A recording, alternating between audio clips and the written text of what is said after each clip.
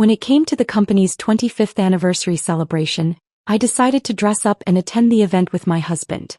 However, Logan scolded me for my idea. What's the point of a housewife like you being there? Tonight, all the big shots from the business world will be there and you don't even speak French. Don't embarrass me for God's sake. Reluctantly, I had no choice but to give up the idea. The next day when I turned on the TV, I saw the company's gala from the night before being broadcast. Logan, impeccably dressed in a suit, looked like he was having the best time of his life. A wide smile on his face. By his side was a young woman, impeccably styled, fluently conversing with the business tycoons in French on his behalf. The headline at the bottom of the screen read, "Chairman of Mattel Group attends 25th anniversary event with his wife." I couldn't help but stare at the bold "wife" in the headline. A wave of sadness washed over me and I couldn't help but mock myself in silence. She's the wife. Then what am I? Few days before, while tidying up in my study, I accidentally came across the invitation to the company's anniversary event. It read, "We sincerely invite the chairman and his wife to attend." It hit me all at once. Somehow I had been a housewife for 20 years without even realizing it. I thought about putting the invitation away, but then I hesitated. Now that the kids were grown and working and the household chores had reduced significantly, maybe it was time for me to find something for myself to do. Mattel Group was a company Logan and I had founded together. But after I became pregnant, I stepped down from the management team and became a full-time housewife, taking care of the children, attending to the aging in-laws, and dealing with the household chores were no less taxing than a full-time job. I had little time to think about anything outside the family, so I never bothered with the company's affairs. Now, after all these years had passed, the company's 25th anniversary event seemed like a good opportunity to reconnect with the outside world. I decided to attend with Logan. I immediately rummaged through my closet, but after searching for a while I couldn't find anything suitable. Then I realized why. Beautiful clothes were often inconvenient to move in. For the sake of doing housework and taking care of the kids, those pretty, elegant outfits had long been cast aside. Over time, my closet had nothing but old, worn-out clothes. 2 decades as a housewife had left me looking unkempt, and I had completely forgotten what it felt like to dress up.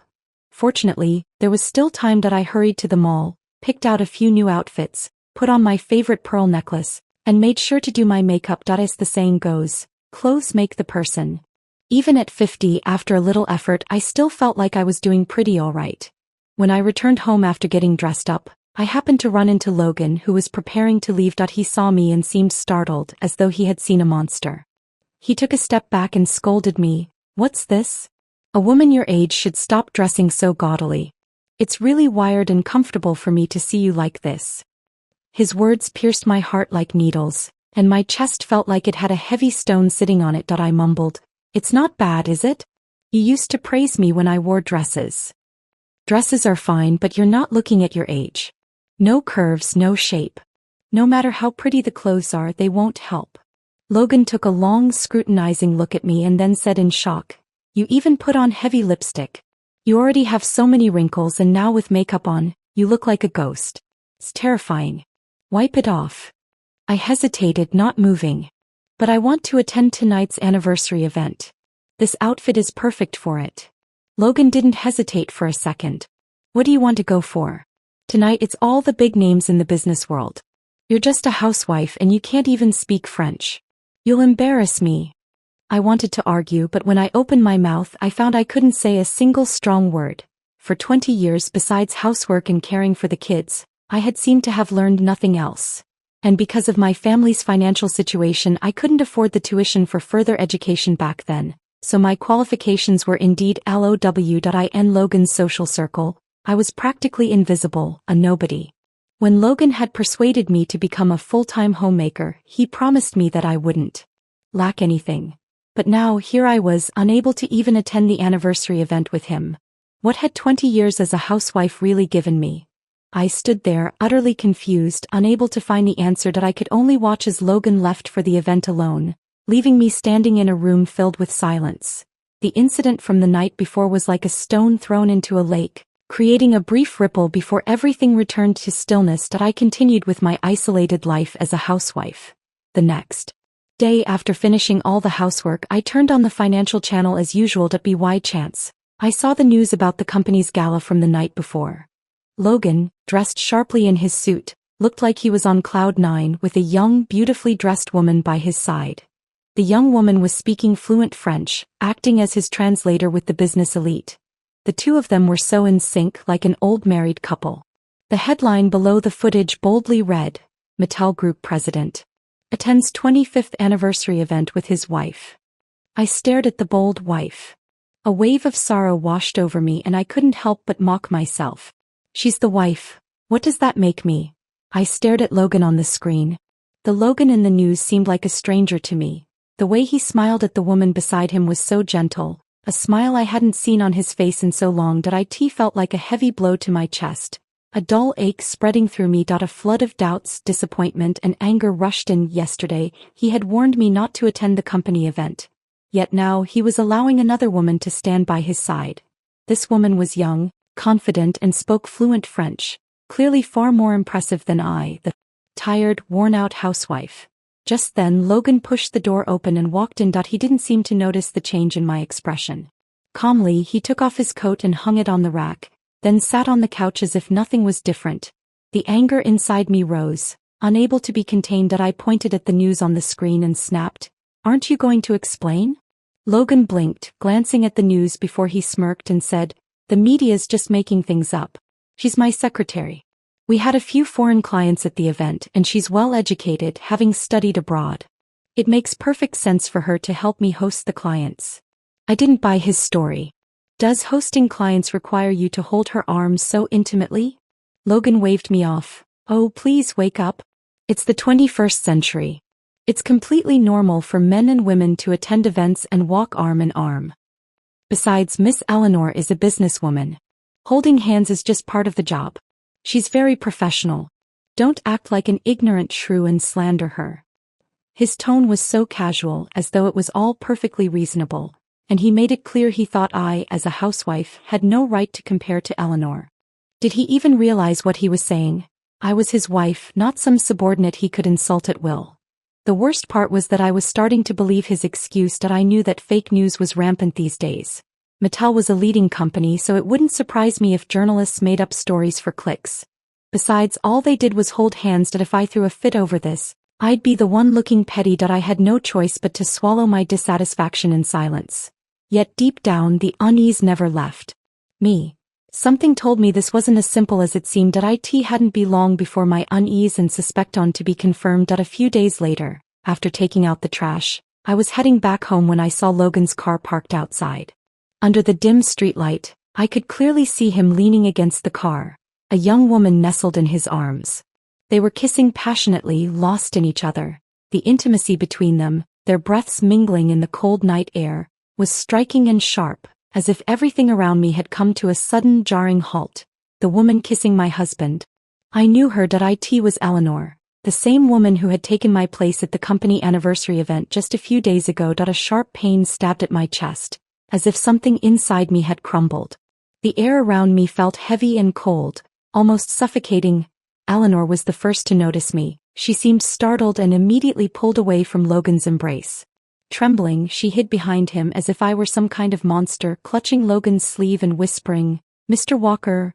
Logan's gaze flicked over to me. There was no panic in his eyes, only a calm indifference, as if nothing was wrong. "Go ahead and leave," he told Eleanor in a voice so steady, you'd think nothing had happened. Eleanor didn't hesitate, turning quickly and walking away. As she passed me, her previously innocent expression disappeared, replaced with a haughty look, before she flashed a smug smile and walked off. I stood frozen, my hands and feet icy cold, a burning anger rising from my chest. "What were you just doing?" I demanded, my voice trembling. Logan gave me a cold look, his expression full of disdain. "We were just sharing a friendly kiss, showing affection between friends. It's nothing to make a fuss about." I was furious, my eyes red. "Logan, I'm not stupid." Logan's patience seemed to snap. "So what, you're accusing me of cheating now?" Eleanor has been a top student since childhood, got into a prestigious school on her own merits, and she's excellent at her job. Plus, she's beautiful, has a good personality and countless admirers. His tone grew sharp, almost mocking. "You think she'd be a mistress?" I cut to the point. "Being a mistress has nothing to do with education." Logan slammed his hand on the table, pointing at me in warning. Eleanor is a high-ranking executive I hired with a good salary. She's going to help me take the company public. Don't spread rumors about her behind her back. If you make her angry and she quits, I won't forgive you. He gave me a disdainful glance. You're old enough to be Eleanor's mother. You can't even understand how hard she works, and yet you're always trying to compete with younger women. Aren't you ashamed of yourself? My heart sank into the depths of despair that I remembered when I was pregnant. Uncertain whether to retreat to being a stay-at-home mom, Logan had comforted me so gently. What are you worrying about? We're both working hard for this family. I'm just the one working outside, you take care of the home. How could I ever complain about you? I should be the one worrying about you, resenting me for being a workaholic and neglecting the family. Those sweet words echoed in my mind, but now the cold reality hit me like a slap in the face. All the sacrifices I had made stepping back from my career to take care of the home, those years had been so laughable that in the end, my husband no longer thought I was good enough for him, that I suddenly felt so tired, and I didn't want to keep arguing with the stranger standing in front of me. Logan, let's get a divorce. Logan seemed to find it hilarious, laughing mockingly. You really have no idea, do you? Now you're just following the trend. Divorce? You're a 50-year-old woman. Who would want you after me? Do you really think you're still young? My voice was cold, devoid of any warmth. It doesn't matter if no one wants me. It's still better than dying in this loveless house. Logan's smile immediately froze on his face. He didn't dare to laugh at me anymore. Suddenly it hit him. I wasn't joking this time. I was serious. After that night I was determined to get a divorce. Logan tried to persuade me several times, but when he realized he couldn't change my mind, he called our son Owen back home to talk me out of it. Owen had just graduated from college this year and was working at Logan's company. He rented an apartment near the office to make it easier for work, so he wasn't living at home. The moment he walked in, he rushed to my room and asked, "Mom, are you really going to divorce Dad?" I didn't answer, continuing to pack my things, preparing to move out. Owen saw the suitcases scattered around the room and knew I was serious. He anxiously said, "Mom, you can't be this selfish. If you get a divorce, what am I supposed to do? I just joined the company, my position isn't stable yet. How can I take over Dad's business in the future?" I let out a cold laugh. He was definitely Logan's son, cold-blooded and self-centered, just like his father. No matter what happened, the only thing they cared about was their own interest, and I was so unlucky to have met these kinds of people. It's me getting a divorce, not me cheating. Don't worry, you'll always be Logan's son. Just hold on to his leg tightly, the wealth and power will be yours. Mom, that's not what I meant, Owen quickly explained.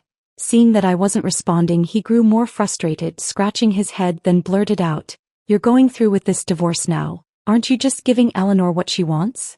I stopped what I was doing, staring at Owen. The incident had happened so suddenly that I didn't have time to tell him about Logan's affair, but now he knew about Eleanor. In a cold voice I asked, "You knew your dad was cheating this whole time? And you've been helping him hide it from me?" Owen instantly regretted what he said and quickly covered his mouth. He didn't dare look me in the eye as he spoke quietly.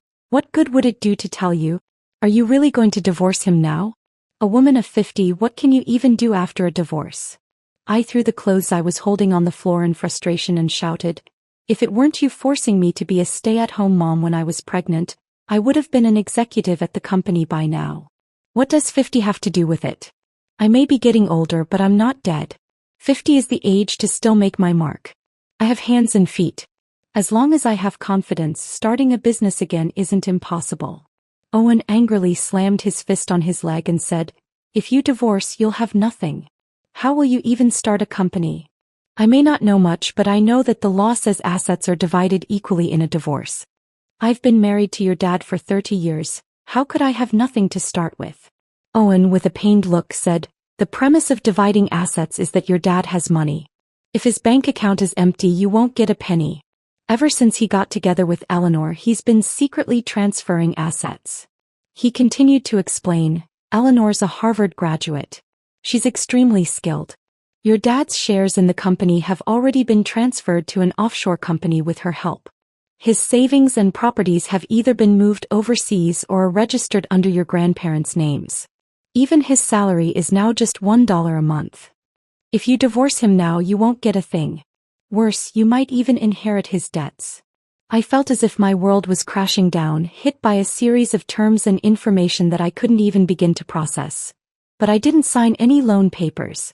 How could I inherit his debt? Owen slammed his fist on the table, exasperated. When a couple divorces, their debts are split too.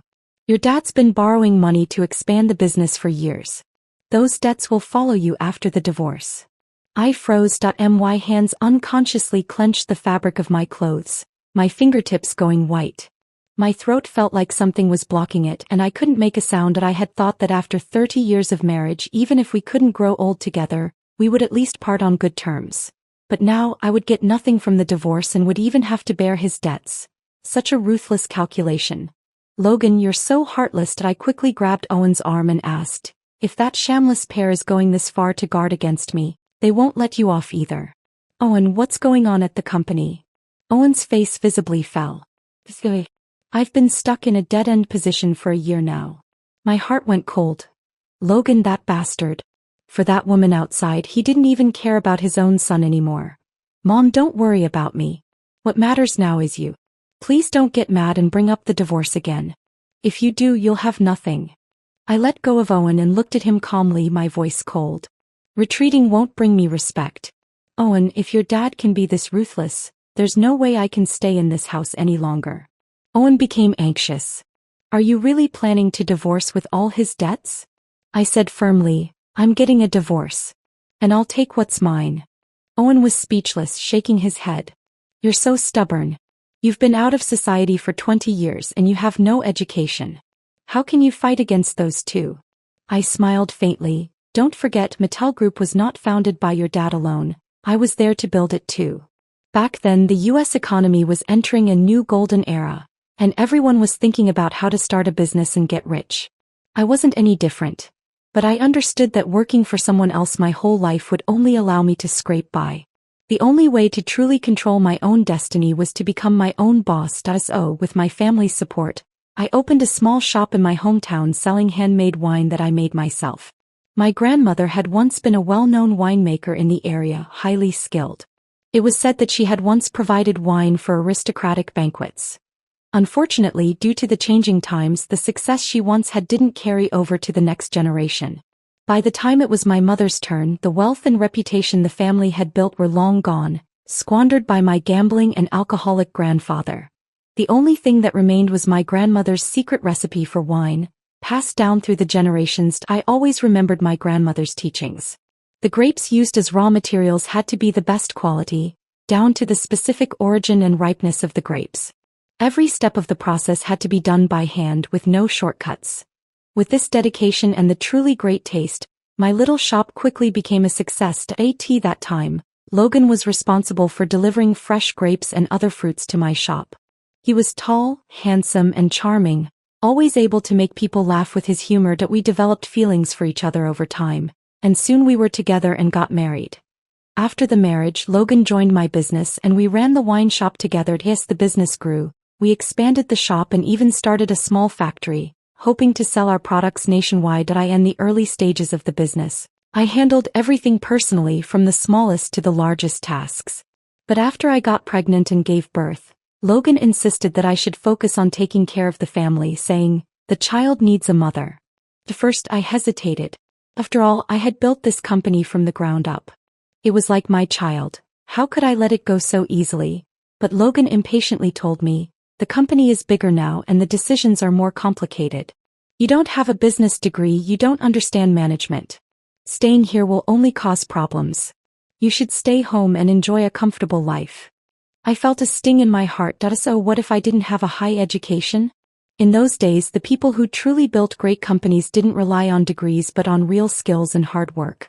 But in the end, I chose to step back and focus on the family. By that time, the company had already gone through the toughest stages of startup. Our family's unique wine recipe became more and more famous, and business was booming. We quickly became an industry leader, with annual profits reaching millions of dollars. In truth, the company's success had nothing to do with Logan. Logan thought that after being a housewife for 20 years, I would be out of touch with the times and easy to manipulate because of my low education. He was wrong. I would make him understand. Even if a lion grows old, it's still a lion, Not a sheep that can be taken advantage of. I, Catherine, built this empire with my own hands and I could tear it down just as easily. I began to set my revenge plan in motion. After asking Owen to investigate something for me, I started to play along with Logan. On the surface, I returned to the busy, mundane routine of family life. I stopped mentioning the divorce. I acted as if I were still taking care of the family just like before. Logan had been giving me $10,000 a month as living expenses, but after paying the housekeeper's salary, daily food costs, and the caregivers for his elderly parents, there was hardly anything left. I didn't have many material desires and had been willing to save wherever I could for the family, so I never really saw it as a problem before. But now I realized if I wasn't spending his money, he'd just end up spending it on other women. It was time for me to start living for myself, step by step reclaiming everything I had lost over the past 20 years. Since the last argument about divorce, Logan still outwardly denies his affair, but his actions reveal his guilt. So when I asked him to raise my living expenses to $50,000, Logan didn't dare to oppose my request and agreed immediately.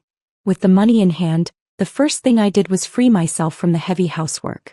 In the past, I had an old-fashioned mindset, thinking that I should do everything I could around the house myself and that hiring too many housekeepers was a waste of money. But now, I see that hiring more help just lightens my load. So, I added the extra housekeeping costs to Logan's account without hesitation. He didn't object, though he insisted that I still had to cook the meals. For the past 20 years, Logan had been highly critical of me, but the one thing he always praised was my cooking. Logan is very picky about food. Over the years, I had put a lot of effort into perfecting my cooking to satisfy his tastes. After all this time, my culinary skills were on par with Michelin star chefs. One day, I came across a news article stating that private chefs for celebrities can earn around $500,000 a year. But here I was, providing Logan with top-tier customized service as his wife. And I wasn't paid a single cent for it. I thought this might be one of the reasons why Logan didn't want a divorce. He knew that if we divorced, he'd probably never find another fool like me. Someone who offered all this for free and with dedication. Now even the servants didn't do everything. There were specialized housekeepers for cleaning, specialized cooks and nannies for the kids. Each additional task meant a salary increase. How many housewives are trapped in the so-called marriage cage, providing customized services without pay, only to be criticized by their husbands for not working, not making money and not keeping up with the times. To avoid disrupting my plan, I naturally agreed to his request. As usual, I served him 3 meals a day without deliberately making the food unappetizing. Logan knew my ability, so he wouldn't dare to complain if I made a mistake. It would only make him suspicious.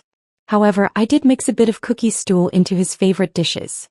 Just to clarify, Cookie is our family dog. I didn't put in too much, just enough for the scent of the food to cover it. I also added extra dog food to Cookie's bowl as a reward for all its hard work recently. From behind me I heard Logan's voice, puzzled. There's something strange in today's pasta. I paused while pouring the dog food. I stood up, pretending to be angry, and said, "If you don't like my cooking, then don't eat it."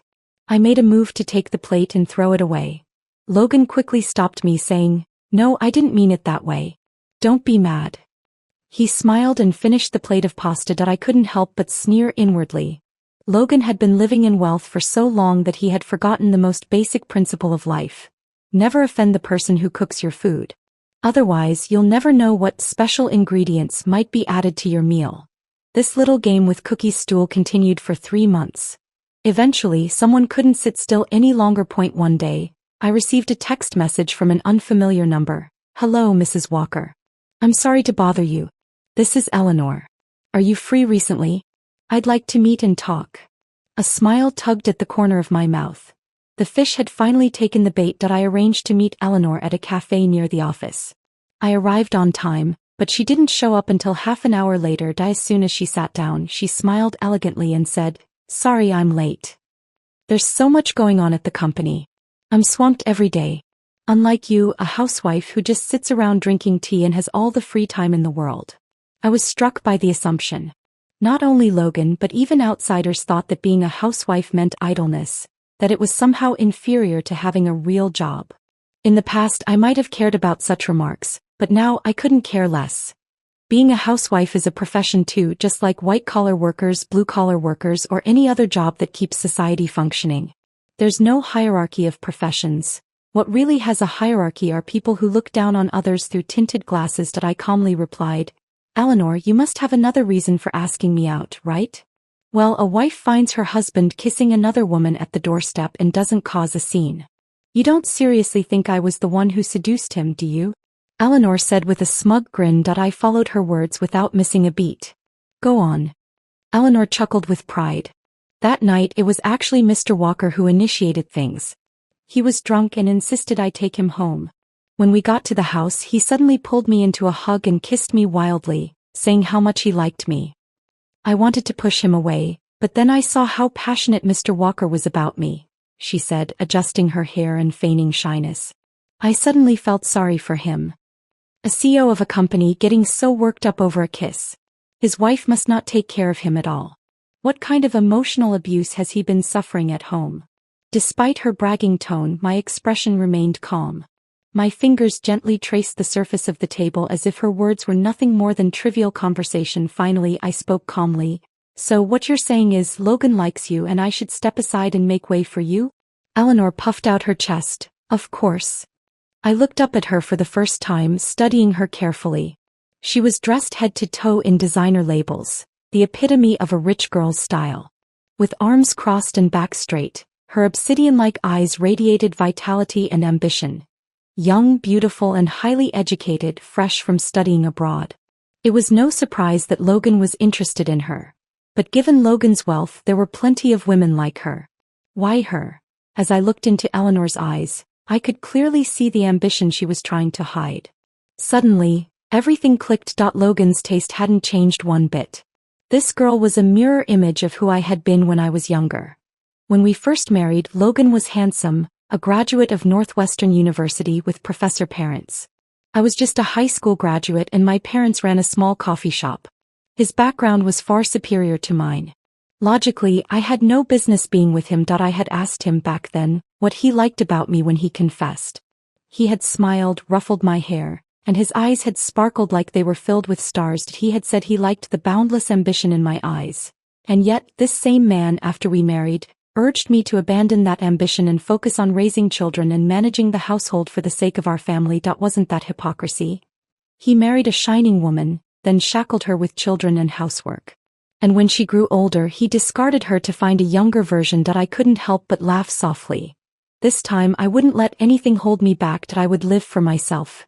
Eleanor continued. As a housewife, not only can you not help him with his work, but you also can't satisfy him in other areas. You might as well leave him now before you become the joke of the town. I placed my cup down and smiled slightly. It seems like you're quite confident in your abilities. She scoffed. Of course. I'm young, highly educated and skilled. What Mr. Walker needs is someone like me. You, on the other hand, a divorce would be good for you too. Everyone would be better off. I replied coolly. Wouldn't that be a bit of a hardship for you? You'd be working at the company during the day and sleeping with your boss at night. You'd essentially be working 2 jobs. Wonder if you can collect 2 salaries. Eleanor slammed her hand on the table in frustration, but remembering the real reason she was here, trying to force me to initiate the divorce, she calmed down and said, "This is none of your concern." Seeing that the moment had come, I took out a voice recorder and placed it on the table. I've recorded our conversation just now. Eleanor's eyes widened in surprise and she sneered, "You dare to threaten me?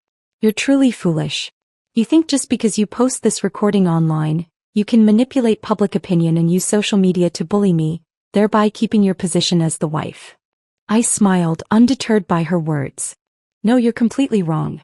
I don't need to post it online. I only need to show it to one person." Eleanor's eyes narrowed in suspicion. "Who?" I slid a photo across the table to her. She picked it up and the color drained from her face. Her hand trembled as she held it. I smiled victoriously. "So how about now? Are you willing to accept my threat?"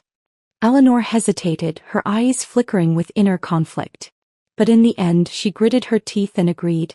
"What do you want me to do?" I answered directly, "I need you to convince Logan to sign the divorce agreement I've prepared." Eleanor stared at me in shock, a fleeting glimmer of excitement flashing across her face. "You want a divorce?" She must have assumed that I pulled out the recorder to threaten her into leaving Logan.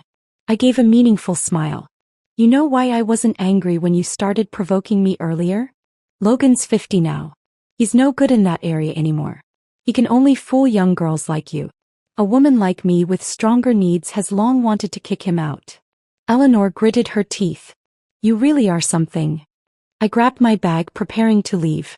Before I went, I looked down at Eleanor from above. Thanks for the compliment. Oh, and by the way, you can pay for the coffee today.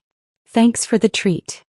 With that, I left, walking away with the poise of a victor. Behind me, Eleanor was fuming in rage. With Eleanor now on my side, I prepared the divorce agreement and officially presented it to Logan. This time, with Eleanor whispering in his ear, Logan didn't put up any resistance and signed the divorce papers without hesitation. Logan had always been clever when it came to his finances. His decision to transfer assets was a clear sign that he didn't want me to walk away from the divorce with his money. I knew that simply pushing for more wouldn't work out in my favor. So, after some careful consideration, I settled on a compromise. A $1.5 million alimony settlement. It wasn't a large sum, certainly not enough to make Logan flinch. But it was enough for me to start over. The rest I would take back piece by piece. After the divorce, I quickly moved out of the house I had lived in for so many years and rented a small place. I was determined to use the $1.5 million as seed money to start my own business again. This time I would take it slow and steady. No rushing into factories or large-scale companies. I would begin as I had before, with a small shop selling homemade wine, building my reputation before expanding. When Owen found out I planned to open a shop, he was immediately against it. But after realizing he couldn't change my mind, he grudgingly quit his job at Mattel and offered to help me. I had been hesitant. Divorce was a personal matter and I didn't want to drag Owen into it. Though I had plans for my business, I couldn't guarantee success anytime soon, and I didn't want Owen to suffer along with me. But to my surprise, Owen insisted, rather than going back to Eleanor and working under her, I'd rather work for you. At least I'll be able to truly help. With that, he took over the task of washing vegetables, diving into the work with determination. Watching Owen work so hard warmed my heart. My years as a housewife weren't without their value. At least I had raised Owen well and he was willing to support me now. With his help, the shop quickly came together. As I had expected, when you put your heart into your product, the customers will see it. Using my grandmother's secret recipe and carefully sourced ingredients, along with Owen's clever ideas to promote the store, business took off. By the time we opened each day, there was already a long line outside the door. Within an hour, the freshly made wine was sold out. Many customers had to leave disappointed, only to come back earlier the next day to try again. As word of our product spread, I discussed with Owen the idea of expanding our reach. We hired a professional team to help design our branding, and Owen set up a few online stores to increase pre-orders. We also decided to hire more people to help increase production without compromising quality. As we ramped up production, sales skyrocketed, and with it, the workload. I was busier than ever. Every day in the shop felt like running a marathon, and there were times when I felt like I couldn't catch my breath. But it was different now. When I used to be busy at home, I felt a sense of emptiness, like I was stuck in a life with no future. Now, I was earning money with my own hard work, doing what I loved, and dreaming of a future that was entirely mine to shape. I could finally announce to the world that 50 wasn't old at all. With persistence, anyone could build something from nothing. And this was just the beginning. The business had been booming for over a year now. That night, after going over the accounts with Owen, he looked at me in surprise and said, "Mom, our monthly net profit is already $30,000. I didn't expect selling homemade wine could be this profitable." I corrected him, "It's our family's homemade wine that's making the money.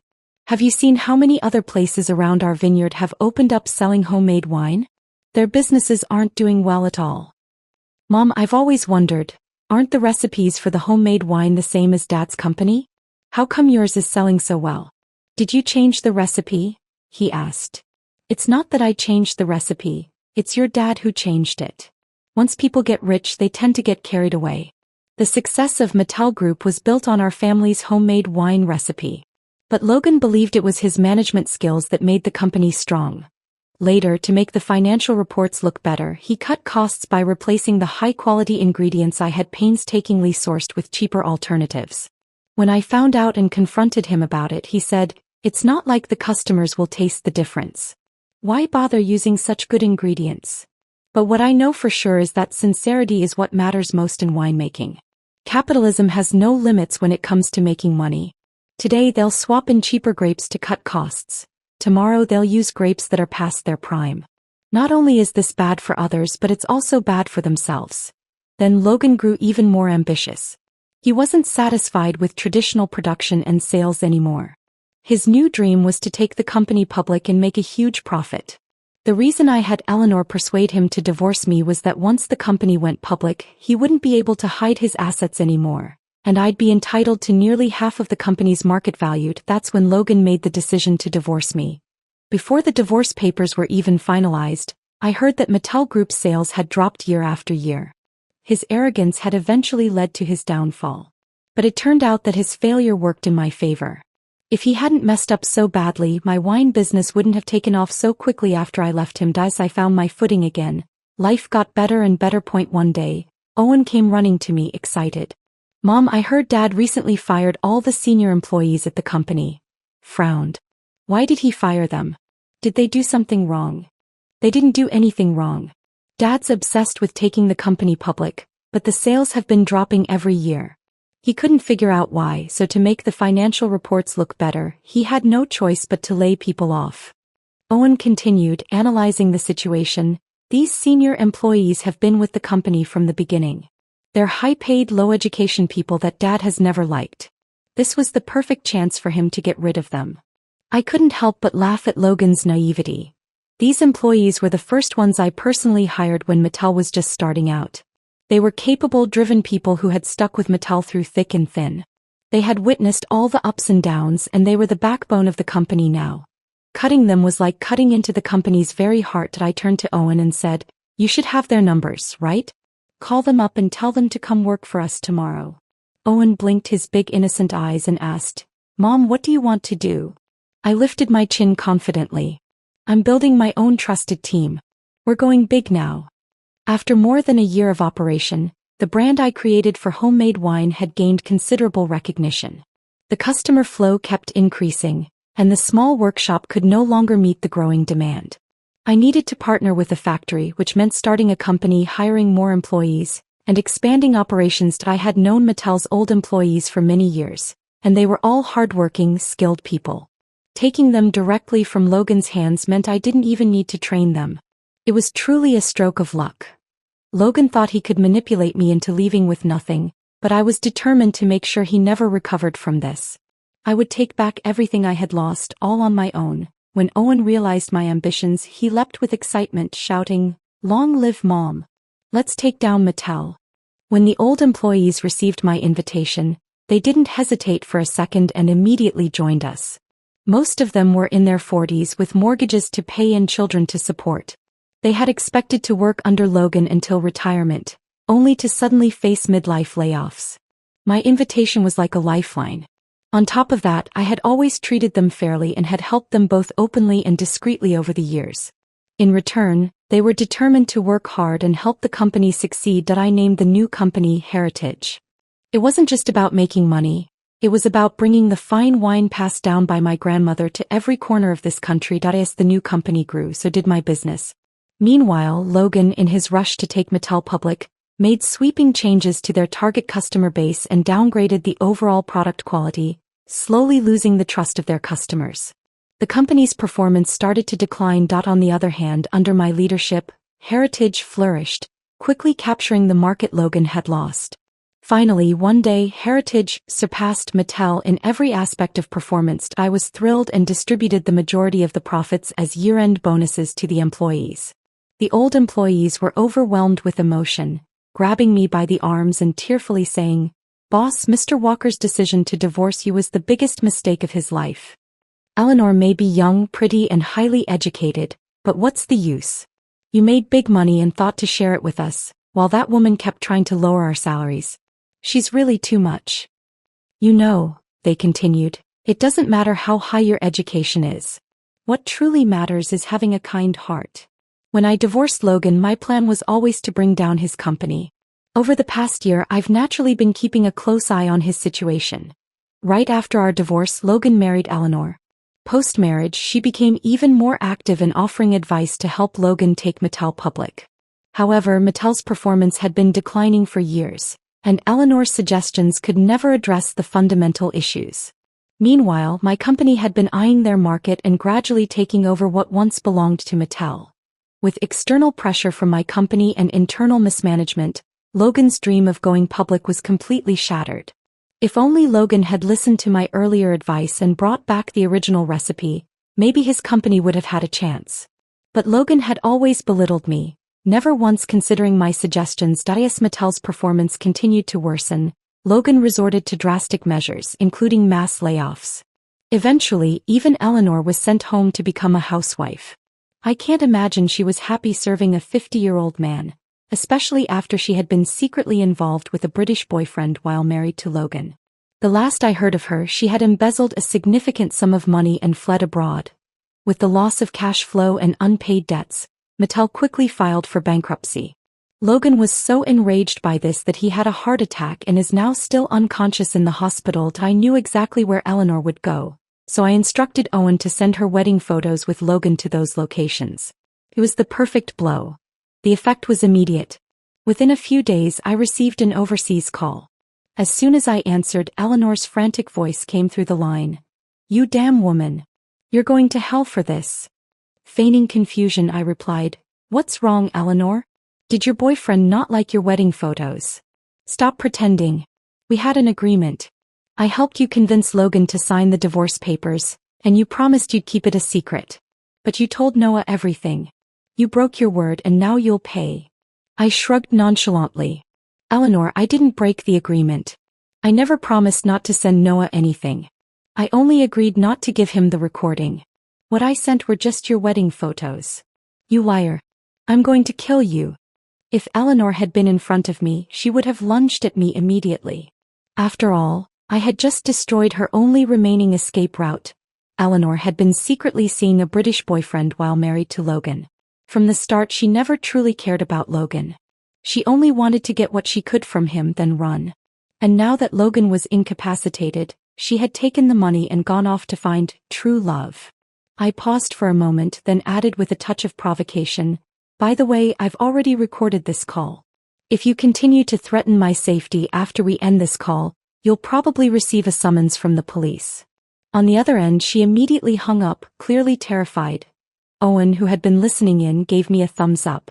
"When you asked me to investigate whether Eleanor was seeing someone else, I was skeptical. I thought, how could she be fooling around with my dad?